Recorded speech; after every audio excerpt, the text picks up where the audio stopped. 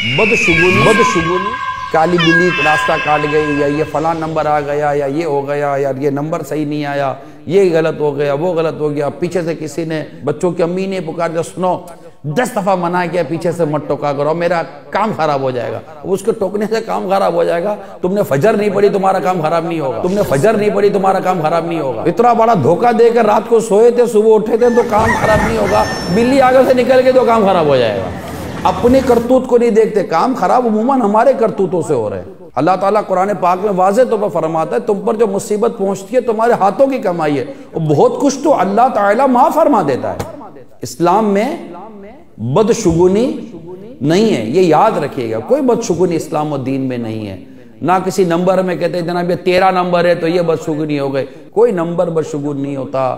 کوئی فرد بدشگون نہیں ہوتا، کوئی لمحہ بدشگون نہیں ہوتا، کوئی مہینہ بھی بدشگون نہیں ہوتا۔ جیسے عموماً لوگ سفر کے مہینے کو بدشگونی کہتے ہیں، تو آقا صلی اللہ علیہ وسلم نے واضح طور پر فرمایا لا سفارہ، سفر میں کچھ بھی نہیں ہے، یعنی سفر کے مہینے میں کوئی بدشگونی نہیں ہے۔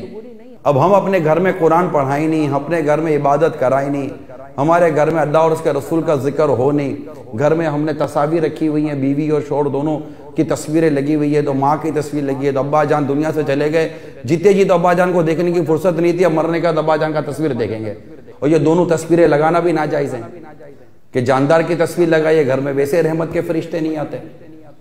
تو ہم نے رحمت کے فرشتوں کے لیے ہی دروازے بند کیے ہوئے ہوتے ہیں اپنے گھروں میں، اور پھر ہم کہتے ہیں کہ ہمارے گھروں میں برکت نہیں ہے، ہمارے گھروں میں بیماریاں ہیں، پریشانیاں ہیں، دکھ ہیں، درد ہیں۔ تو کئی چیزیں ایسی ہیں جو کہتے ہیں نا، وہ جو کچھ بھی ہیں سب اپنے ہی ہاتھوں کے ہیں کرتوت، شکوہ ہے زمانے کا نہ قسمت سے گلا ہے، دیکھے ہیں یہ دن اپنی ہی غفلت کی بدولت، سچ ہے کہ برے کام کا انجام برا ہے۔